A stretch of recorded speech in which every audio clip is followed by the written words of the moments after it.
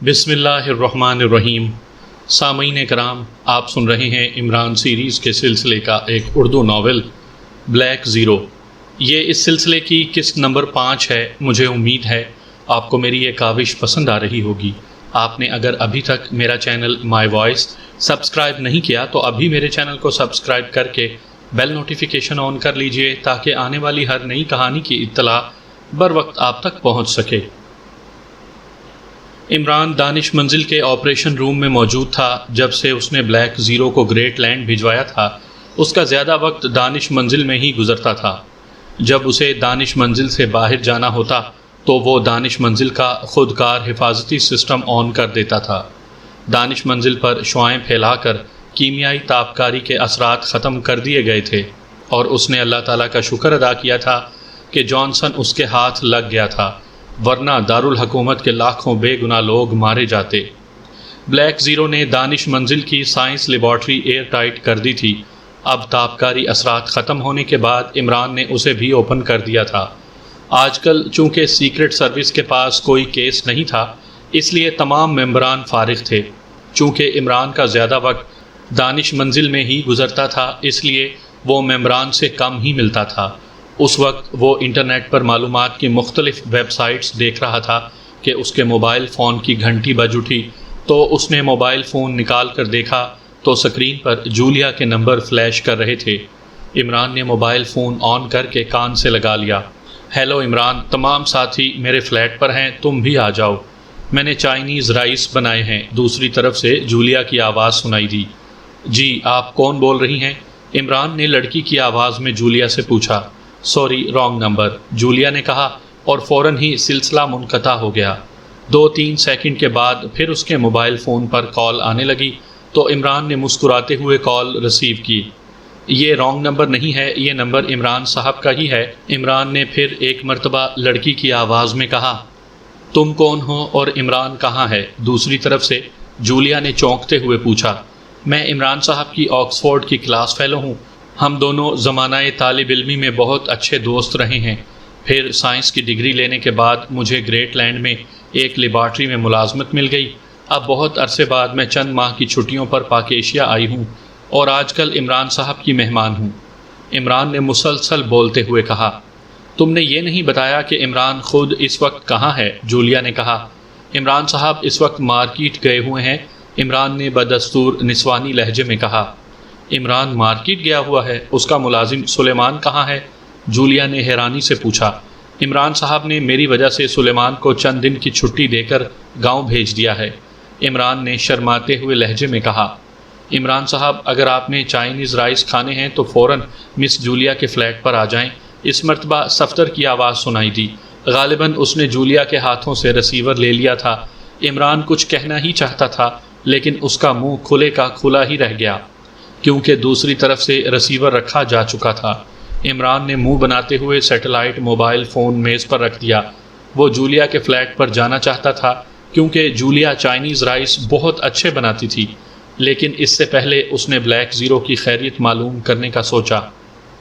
عمران نے دانش منزل کے مخصوص فون کا ریسیور اٹھایا اور جوزف کو دیے ہوئے سیٹلائٹ موبائل فون کا نمبر پریس کرنے لگا، لیکن جلد ہی اسے کمپیوٹر کی آواز سنائی دینے لگی۔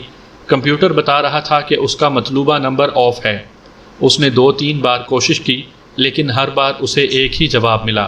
اس نے ریسیور رکھا اور اپنا موبائل فون اٹھایا اور جوزف کے نمبر پریس کرنے لگا۔ موبائل فون پر بھی اسے وہی پیغام ملا تو اس کی پیشانی پر شکنیں نمودار ہو گئیں۔ اس نے ایک بار پھر ٹیلی فون کا ریسیور اٹھایا اور سر براؤن ہسپتال کے نمبر پریس کر دیے۔ یس، سر براؤن ہسپتال۔ چند لمحوں بعد سر براؤن ہسپتال کی لیڈی آپریٹر کی آواز سنائی دی۔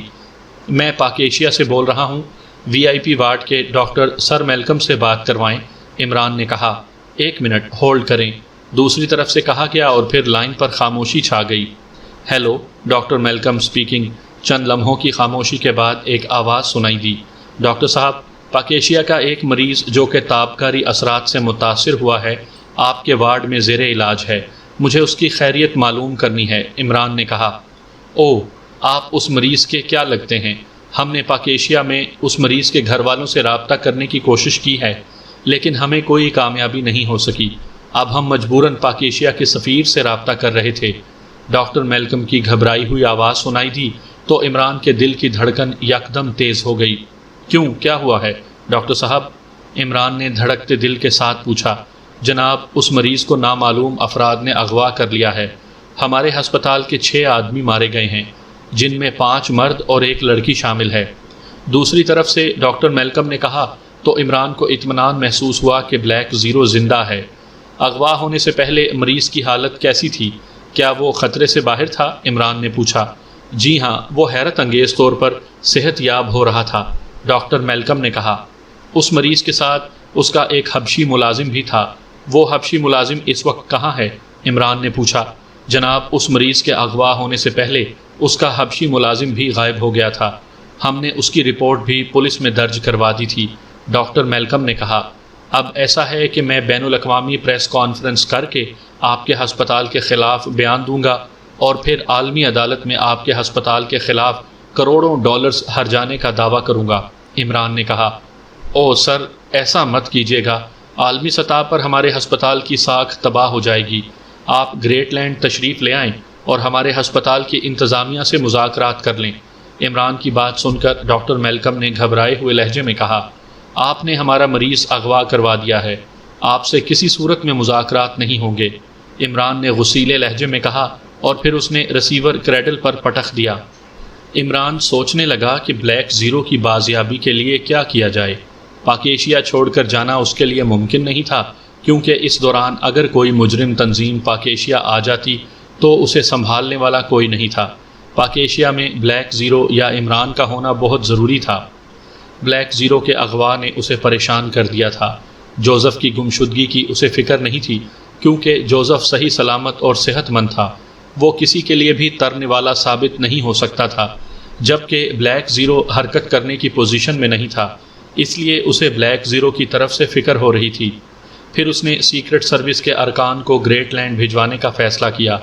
یہ فیصلہ کرتے ہی اس نے فون کی طرف ہاتھ بڑھایا اور ریسیور اٹھا کر جولیا کے فلیٹ کے نمبر پریس کر دیے۔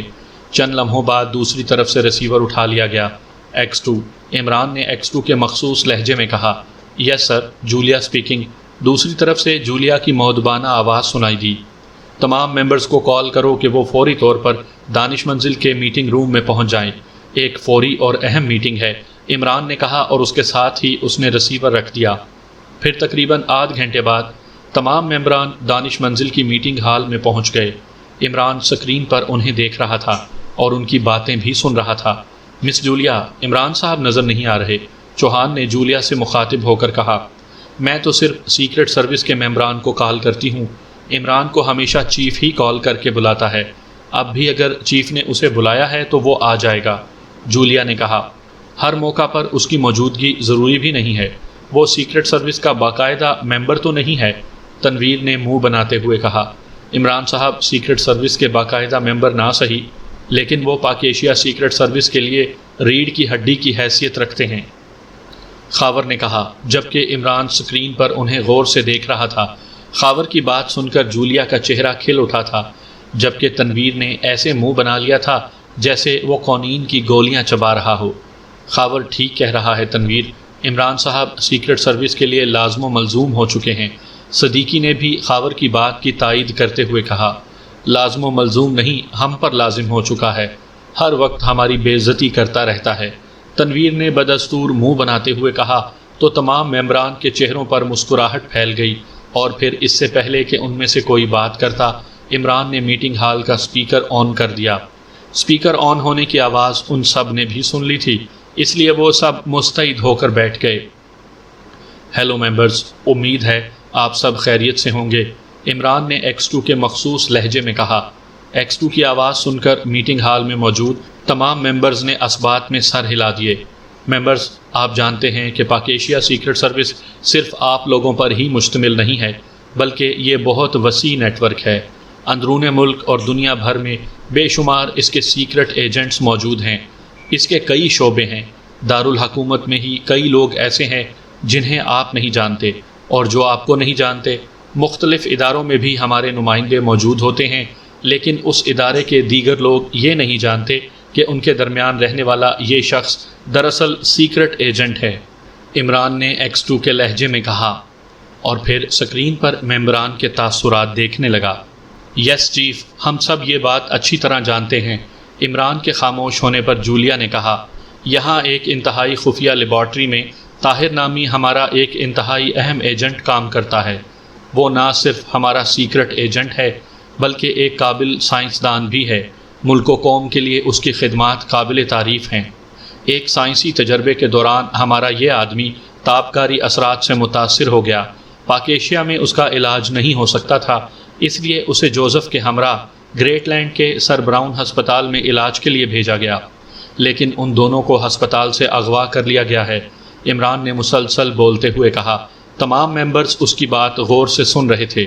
چیف، طاہر صاحب کی حالت تو خراب ہوگی، اس خراب حالت میں ان کا اغوا تو نقصان دہ ثابت ہو سکتا ہے، جولیا نے تشویش بھرے لہجے میں کہا۔ جن لوگوں نے طاہر کو اغوا کیا ہے وہ اسے مارنا نہیں چاہتے۔ اگر ان کا مقصد طاہر کو مارنا ہوتا تو وہ نہایت آسانی سے اسے ہسپتال میں ہی مار سکتے تھے، لیکن انہوں نے طاہر کو اس وقت اغوا کیا جب وہ خطرے سے باہر آ چکا تھا، عمران نے X2 کے لہجے میں بات کرتے ہوئے کہا۔ چیف، طاہر صاحب کو بازیاب کرانے کے لیے ٹیم کو فوراً گریٹ لینڈ روانہ ہو جانا چاہیے، جولیا نے کہا۔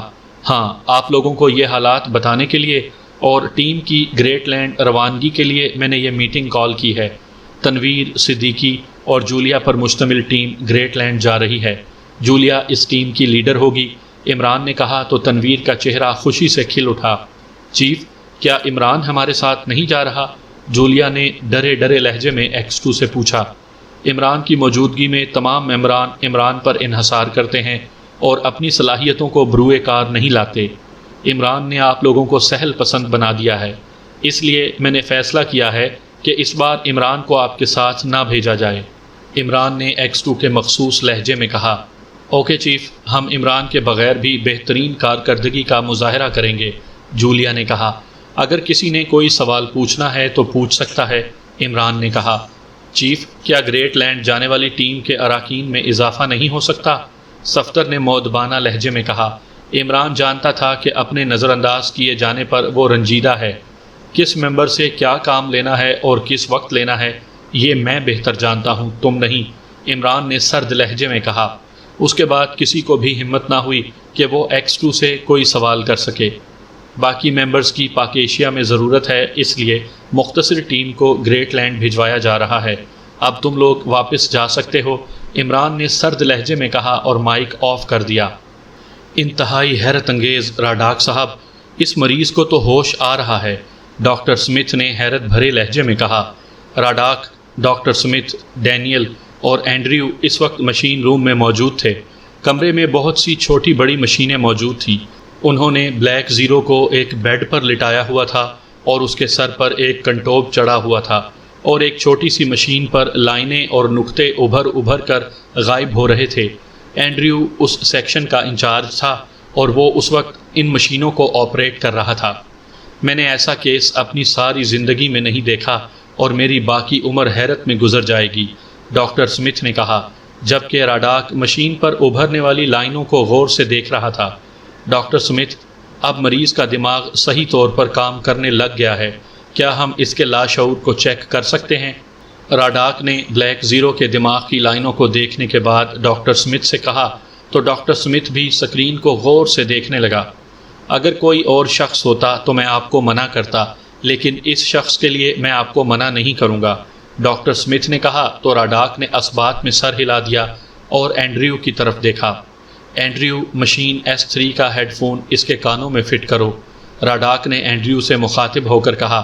اوکے سر، اینڈریو نے مؤدبانہ لہجے میں راڈاک سے کہا، اور پھر اس نے قریب رکھا ہوا ایک ہیڈ فون اٹھایا اور بلیک زیرو کے سر سے کنٹوپ اتار کر ہیڈ فون کانوں سے لگا دیا، اور پھر راڈاک نے خود ہی ہاتھ بڑھا کر میز پر رکھا ہوا مائک اٹھا لیا۔ پھر اس نے دوسری مشین کی طرف دیکھا جو روشن ہو گئی تھی، اور دو چھوٹے چھوٹے بلب بھی جلنے بجھنے لگ گئے تھے۔ ہیلو مسٹر طاہر، کیا تم میری آواز سن رہے ہو؟ راڈاک نے مائک میں بولتے ہوئے کہا۔ ہاں، میں تمہاری آواز سن رہا ہوں۔ سکرین پر اس کے سوال کا جواب ابھرا۔ اپنے سوال کا جواب پڑھ کر راڈاک نے اطمینان کے انداز میں سر ہلایا اور ڈاکٹر سمتھ کی طرف دیکھا۔ کیا تمہارا اصلی نام طاہر ہی ہے؟ راڈاک نے مائک پر بولتے ہوئے کہا۔ ہاں، میرا نام طاہر ہی ہے۔ راڈاک کے دوسرے سوال کا جواب بھی سکرین پر ابھرا۔ تم پاک ایشیا کے رہنے والے ہو؟ راڈاک نے مائک پر بلیک زیرو سے تیسرا سوال پوچھا۔ ہاں، میرے ملک کا نام پاک ایشیا ہے۔ سکرین پر راڈاک کے سوال کا جواب ابھرا۔ تم پاک ایشیا میں کیا کام کرتے ہو اور کس محکمے میں اور کس عہدے پر فائز ہو؟ راڈاک نے پوچھا، لیکن اس کے سوال کا جواب سکرین پر نہ ابھرا تو اس نے ڈاکٹر سمتھ کی طرف دیکھا۔ اس کے حبشی کا دماغ بھی اسی سوال پر آ کر رک جاتا ہے اور اس کا دماغ بھی اسی سوال کا جواب نہیں دے رہا۔ راڈاک نے ڈاکٹر سمتھ سے کہا۔ ہاں، میں دیکھ رہا ہوں، ان کے دماغوں کو لاک کر دیا گیا ہے۔ آپ اس کا دماغ شاک دے کر کھول سکتے ہیں۔ ڈاکٹر سمتھ نے کہا۔ ہم نے حبشی کے دماغ کو شاک دیے ہیں لیکن اس کے دماغ کا لاک نہیں کھلا۔ راڈاک نے کہا۔ آپ اس کے دماغ کو شاک دے کر دیکھیں، یہ ابھی بیمار ہے اور اس کا شعور اور قوت ارادی ابھی مکمل طور پر بیدار نہیں ہوئی۔ امید ہے اس کے دماغ کا لاک ٹوٹ جائے گا، ڈاکٹر سمتھ نے کہا۔ اس کے دماغ کو شاک دینے سے کہیں اس کا دماغ ڈیمیج نہ ہو جائے، کیونکہ یہ شخص بہت اہمیت کا حامل ہے اور ہم اسے ضائع نہیں کرنا چاہتے۔ راڈاک نے کہا۔ آپ اسے انتہائی کم شاک دیں، یہ برداشت کر جائے گا، ڈاکٹر سمتھ نے یقین سے کہا۔ اوکے اینڈریو، تم نے ڈاکٹر سمتھ کی بات سن لی ہے۔ اس شخص کے دماغ کو انتہائی لو شاک پہنچانا ہے۔ راڈاک نے پہلے ڈاکٹر سمتھ اور پھر اینڈریو سے مخاطب ہو کر کہا۔ رائٹ سر، میں سمجھ گیا ہوں، اینڈریو نے کہا اور پھر اس نے بٹنوں کے پینل میں سے ایک بٹن دبا دیا۔ بٹن کے دبتے ہی بلیک زیرو کے سر کو ایک جھٹکا لگا۔ بلیک زیرو کے سر کو جھٹکا لگتے دیکھ کر راڈاک نے اپنے ہونٹ بھینچ لیے۔ پریشان نہ ہوں راڈاک صاحب، اس شخص کو کچھ نہیں ہونے والا، آپ اپنا سوال دہرائیں۔ ڈاکٹر سمتھ نے راڈاک کو پریشان ہوتے دیکھ کر کہا۔ مسٹر طاہر، تم پاک ایشیا میں کس محکمے میں ہو؟ راڈاک نے بلیک زیرو سے پوچھا۔ میں پاک ایشیا سیکرٹ سروس میں ہوں۔ راڈاک کے سوال کا جواب سکرین پر ابھرا۔ اپنے اس سوال کے جواب کو سکرین پر دیکھ کر راڈاک خوش ہو گیا۔ اس کا مطلب تھا کہ وہ مریض کے لاکڈ دماغ کو کھولنے میں کامیاب ہو گیا ہے۔ اس نے مسرت بھرے انداز میں ڈاکٹر سمتھ کی طرف دیکھا تو ڈاکٹر سمتھ نے بھی مسکراتے ہوئے اسبات میں سر ہلا دیا۔ تم پاک ایشیا سیکرٹ سروس میں کس عہدے پر فائز ہو؟ راڈاک نے پوچھا۔ میں ڈمی X2 ہوں۔ جیسے ہی سکرین پر اس کے سوال کا جواب ابھرا، راڈاک کرسی سے اچھل پڑا۔ حیرت کی شدت سے اس کا چہرہ بگڑ کر رہ گیا تھا۔ کیا ہوا راڈاک صاحب، خیریت تو ہے؟ ڈاکٹر سمتھ نے راڈاک سے حیرت کی وجہ جاننا چاہی۔ پلیز ڈاکٹر سمتھ، آپ کچھ دیر کے لیے خاموش ہو جائیں، راڈاک نے خشک لہجے میں کہا اور پھر وہ اپنی کرسی پر بیٹھ گیا۔ اگر تم ڈمی X2 ہو تو اصل X2 کون ہے؟ راڈاک نے بلیک زیرو سے ایک اور سوال کرتے ہوئے پوچھا۔ سیکرٹ سروس کا اصل چیف اور X2 علی عمران ہے، سکرین پر جواب ابھرا اور اس جواب کو پڑھ کر راڈاک کی حیرت میں اور اضافہ ہو گیا۔ حیرت سے اس کی آنکھیں پھٹنے کے قریب ہو گئیں۔ چند لمحوں تک تو وہ بت بنا بیٹھا رہا اور اس سے کچھ بولا ہی نہ گیا۔ یہ جو حبشی تمہارے ساتھ ہے، کیا یہ بھی پاک ایشیا سیکرٹ سروس کا ممبر ہے؟ چند لمحوں کی خاموشی کے بعد راڈاک نے پوچھا۔ اس نے کسی حد تک اپنی حیرت پر قابو پا لیا تھا۔ اب اس کا دل خوشی سے بے قابو ہوا جا رہا تھا، کیونکہ اس نے ایک ایسا راز حاصل کر لیا تھا جسے پانے کے لیے دنیا بھر کی سیکرٹ ایجنسیاں، مجرم تنظیمیں اور بڑے بڑے مجرم سرگرداں تھے، لیکن آج تک کوئی بھی اس راز کو حاصل نہیں کر سکا تھا۔ یہ حبشی جوزف عمران کا ذاتی ملازم ہے اور اس کا سیکرٹ سروس سے کوئی تعلق نہیں ہے۔ راڈاک کے سوال کا جواب سکرین پر ابھرا۔ پاک ایشیا سیکرٹ سروس کے کتنے ممبر ہیں؟ راڈاک نے اس سے پوچھا۔ پاک ایشیا سیکرٹ سروس بہت وسیع ادارہ ہے۔ اندرون ملک اور بیرون ملک اس کے ایجنٹوں کی تعداد سینکڑوں میں ہے اور ان کی تفصیل ایک فائل میں ہے، اور یہ فائل پاک ایشیا سیکرٹ سروس کے ہیڈ کوارٹر میں ہے۔ راڈاک کے سوال کا جواب سکرین پر ابھرا۔ پاک ایشیا سیکرٹ سروس کا ہیڈ کوارٹر کہاں ہے؟ راڈاک نے بلیک زیرو سے ہیڈ کوارٹر کے بارے میں پوچھا۔ اسی لمحے اس کے ذہن میں خیال آیا کہ وہ بلیک زیرو سے پاک ایشیا سیکرٹ سروس کے بارے میں تمام معلومات حاصل کر کے پاک ایشیا سیکرٹ سروس کے خاتمے کے لیے کام کرے۔ اگر اس نے پاک ایشیا سیکرٹ سروس کو ختم کر دیا تو دنیا بھر میں اس کے نام کا ڈنکا بج جائے گا اور زیرو لینڈ کے بڑے اسے مین آفس میں شفٹ کر دیں گے، کیونکہ زیرو لینڈ کے تمام بڑے پاک ایشیا سیکرٹ سروس سے خائف تھے۔ یہ پاک ایشیا سیکرٹ سروس ہی تھی جس نے اب تک زیرو لینڈ کو کھربوں ڈالرز کا نقصان پہنچایا تھا۔ پاک ایشیا کے دارالحکومت نورنگ روڈ کے قریب ایک بہت بڑی قلعہ نما عمارت ہے جس کا نام دانش منزل ہے۔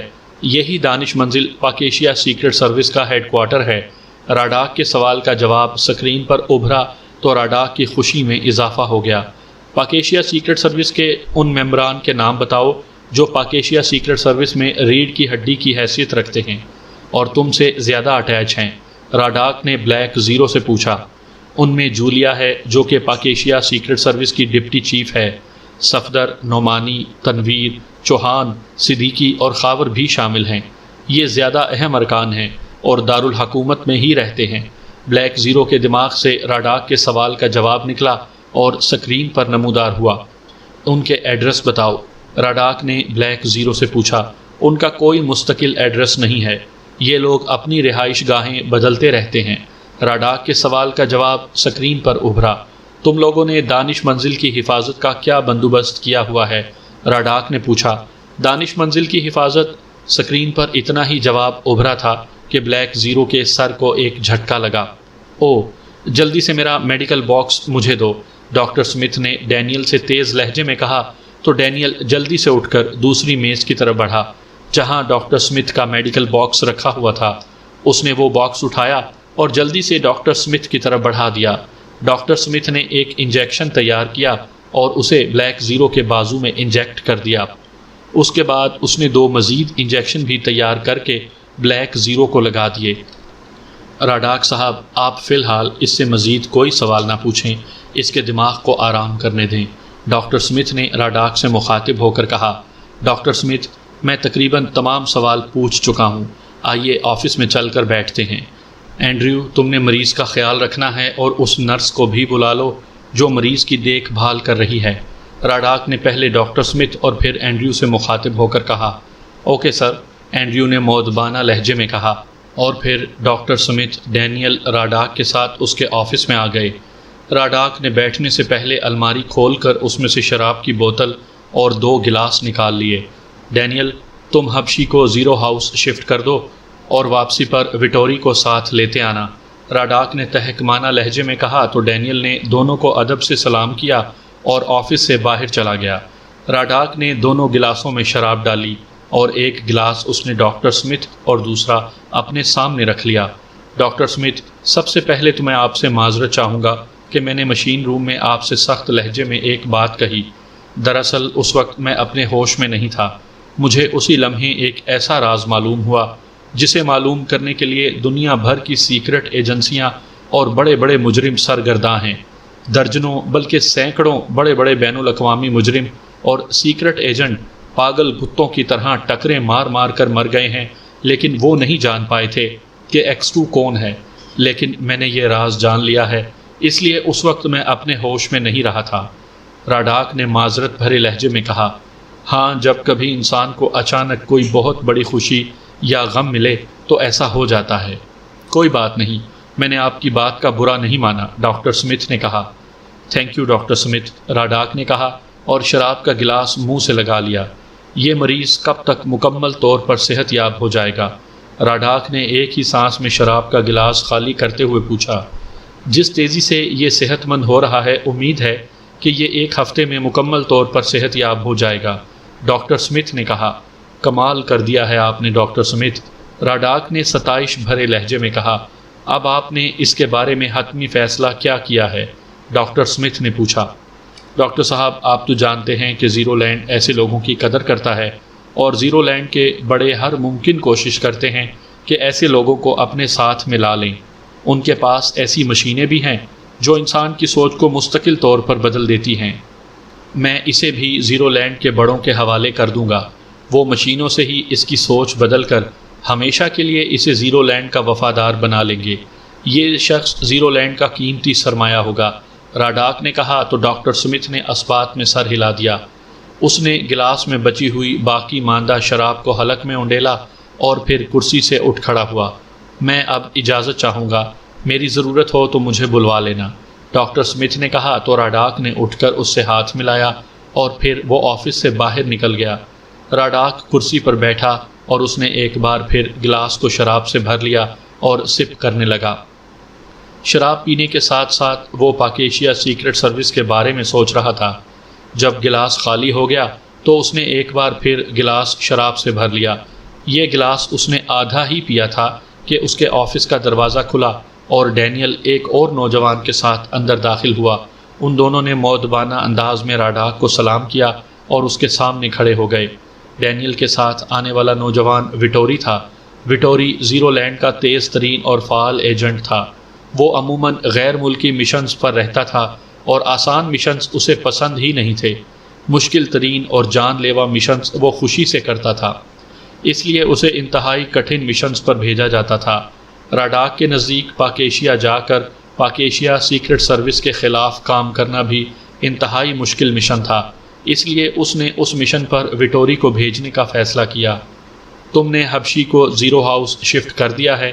راڈاک نے ڈینیل سے مخاطب ہو کر پوچھا۔ یس سر، حبشی زیرو ہاؤس میں شفٹ ہو چکا ہے، ڈینیل نے مؤدبانہ لہجے میں جواب دیتے ہوئے کہا۔ اوکے، اب تم جاؤ اور وٹوری تم کرسی پر بیٹھ جاؤ۔ راڈاک نے پہلے ڈینیل اور پھر وٹوری سے مخاطب ہو کر کہا۔ تھینک یو سر، وٹوری نے اس کا شکریہ ادا کرتے ہوئے کہا اور کرسی پر بیٹھ گیا۔ تم نے کبھی پاک ایشیا سیکرٹ سروس کا نام سنا ہے؟ راڈاک نے وٹوری کو غور سے دیکھتے ہوئے کہا۔ یس سر، پاک ایشیا سیکرٹ سروس کی دھوم تو پوری دنیا میں ہے، وٹوری نے مؤدبانہ لہجے میں کہا۔ پھر تو تم نے علی عمران کا نام بھی سن رکھا ہوگا، راڈاک نے کہا۔ یس سر، وہ بھی شیطان کی طرح مشہور ہے، وٹوری نے جواب دیتے ہوئے کہا۔ X2 کے بارے میں تم کیا جانتے ہو؟ راڈاک نے وٹوری کو غور سے دیکھتے ہوئے پوچھا۔